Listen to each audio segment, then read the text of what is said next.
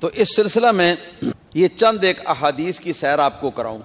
سیدنا زید بن ارقم صحابی رضی اللہ تعالیٰ عنہ سے اپنی سند کے ساتھ امام ابو داود سنن ابی داود میں یہ حدیث پاک لائے ہیں۔ سیدنا زید بن ارقم صحابی نے فرمایا کہ قال اصحاب رسول اللہ صلی اللہ تعالی علیہ وآلہ وسلم یا رسول اللہ ما هذه الاضاحی۔ صحابہ کرام نے سرکار کی بارگاہ میں عرض کیا کہ یا رسول اللہ صلی اللہ تعالی علیہ وسلم یہ جو قربانیاں ہیں کیا بنیاد ہے ان کی، کیا سبب ہے ان کا، کیا وجہ ہے ان کی اور کیا حقیقت ہے ان کی، یہ صحابہ کرام نے پوچھا۔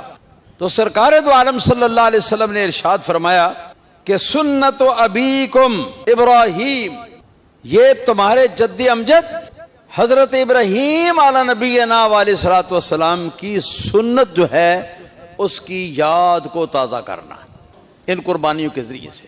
یہ تو اس کی اصل، اس کا سبب معلوم ہو گیا، اصل حقیقت اس کی معلوم ہو گئی۔ تو پھر صحابہ کرام نے عرض کیا فما لنا فیہا یا رسول اللہ صلی اللہ تعالی وسلم، حضور تو پھر یاد تو یہ ہو گئی لیکن ہمیں کیا ملے گا یہ قربانی کرنے سے، کیا ہمیں بھی کوئی فائدہ ہوگا کہ صرف یاد ہی منائی جائے گی؟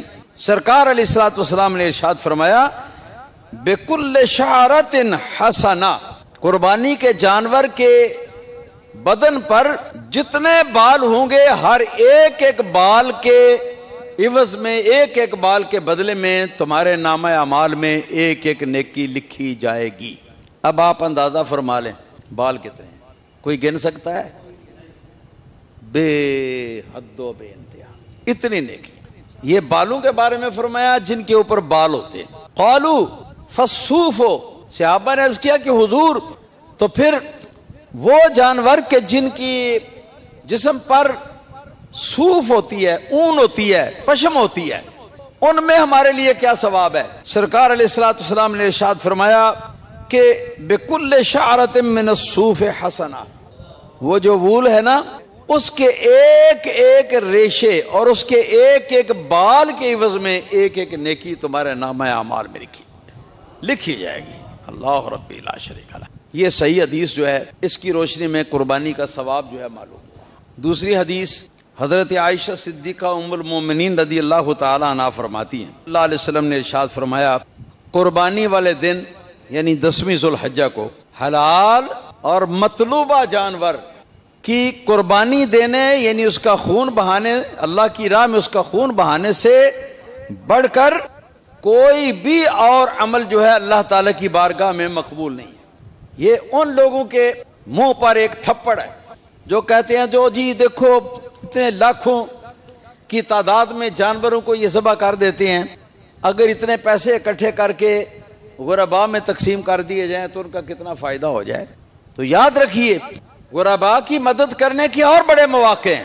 اللہ پاک نے ہم لوگوں کو بہت کچھ عطا کیا ہوا ہے، اگر ہم اپنی جیب سے اپنی مرضی سے غرباء کو کچھ دینا چاہیں تو ہمیں کسی نے منع نہیں کیا، کسی نے نہیں روکا، مگر یہ جو 10ویں ذو الحجہ کے دن کی نیکی ہے قربانی والی، یہ تبھی ادا ہوگی جب ہم جانور کو بسم اللہ اللہ اکبر کہہ کے اللہ کی راہ میں قربان کریں گے۔ پھر فرمایا وَإِنَّهُ لَتَأْتِي يَوْمَ الْقِيَامَةِ بِقُرُونِهَا وَأَشْعَارِهَا وَأَظْلَافِهَا وَإِنَّ الدَّمَ لَيَقَعُ۔ اچھا فرماتے ہیں کہ قربانی کا جانور جو قربانی کرنے والے لوگ ہیں نا ان کی شفاعت کرنے کے لیے، قربانی کا جانور قربانی کرنے والوں کی شفاعت کرنے کے لیے، ان کی بخشش کرانے کے لیے یہ جانور اللہ تعالیٰ کی بارگاہ میں حاضر ہوں گے قیامت والے دن۔ اور کیسے حاضر ہوں گے؟ ان کے سر پر وہ سینگ بھی ہوں گے جو دنیا میں تھے، وہ بال یا وہ پشم بھی ہوگی جو دنیا میں تھی، اور وہ پاؤں کے کھر بھی ہوں گے جو دنیا میں تھے۔ یہ ساری چیزیں ساتھ لیے ہوئے قربانی کا جانور جو ہے یہ خون کے اندر لبڑا ہوا اللہ تعالیٰ کی بارگاہ میں حاضر ہوگا قیامت کے روز، اور حاضر ہو کر عرض کرے گا کہ یا اللہ پاک فلاں نے مجھ کو تیری راہ میں قربانی کے طور پر ذبح کیا تھا، لہٰذا اس کے گناہ معاف فرما دینا اور اب اس کو جنت کے اندر بھیج دینا۔ اللہ ربی لا شریک لہ۔ دینا تو اللہ تعالیٰ نے ہے جی، لیکن یہ سب بہانے ہیں نا جی، کسی بہانے سے کسی بہانے سے کسی بہانے سے۔ ہر سال میں ایک جانور کی قربانی کرنے سے اگر ہمیں جنت مل جائے, ہماری زندگی کے گناہ معاف ہو جائیں, تو بتاؤ یہ سودا کوئی گھاٹے کا سودا ہے؟ بہت بڑھیا سودا ہے یہ.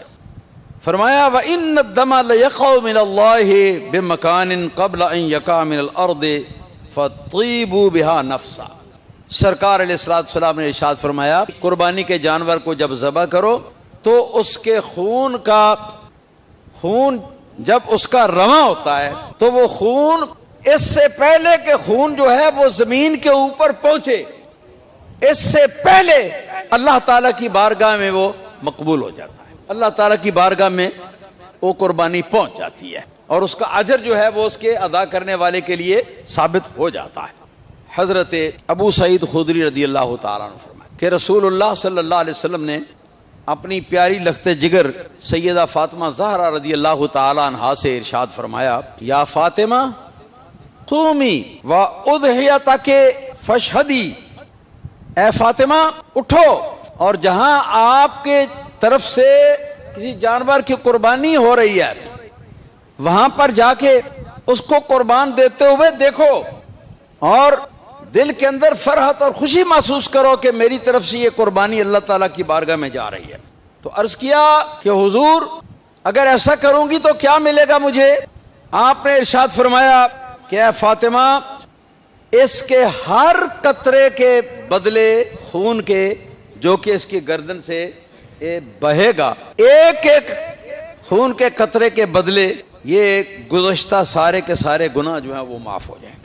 عرض کیا کہ یا رسول اللہ صلی اللہ علیہ وسلم النا خاصتاً اہل البیت او لنا وللمسلمین, کہ حضور کیا یہ صرف ہم اہل بیت کے لیے ہے یا باقی مسلمانوں کے لیے بھی ہے؟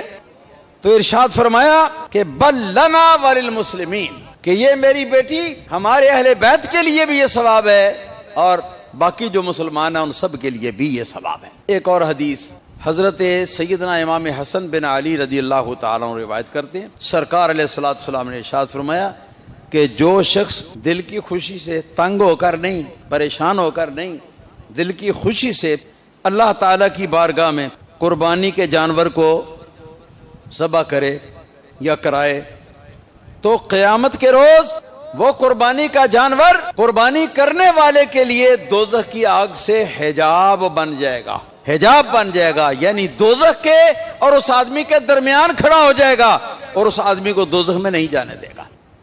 آخری حدیث رسول اللہ صلی اللہ علیہ وسلم نے فرمایا, حضرت ابو ہریرہ رضی اللہ تعالیٰ عنہ اس کے راوی فرماتے ہیں کہ من وجد سعۃ لأن یضحی فلم یضحی فلا یقرب مصلانا. فرماتے ہیں کہ نبی کریم صلی اللہ علیہ وسلم نے ارشاد فرمایا کہ جو شخص اتنی سکت رکھتا ہو, اتنی طاقت رکھتا ہو کہ قربانی کر سکے, اس کے باوجود وہ قربانی نہ کرے, سرکار نے فرمایا کہ وہ ہماری عیدگاہ کے اندر عید کی نماز پڑھنے کے لیے نہ آئے. یہ منع نہیں فرما رہے بلکہ ناراضگی کا اظہار فرما رہے. ایک طریقہ ہے ناراضگی کے اظہار کرنے کا کہ یعنی اس نے اتنا بڑا گناہ کیا کہ رسول اللہ صلی اللہ تعالی وسلم اس کے ساتھ ناراض ہیں اور گویا اس کو مسلمانوں کی جماعت کے اندر عیدگاہ کے اندر دیکھنا پسند نہیں فرما رہے. تو اس طرح جو نہ کریں قربانی طاقت ہونے کے باوجود ان کے لیے یہ بات ہے.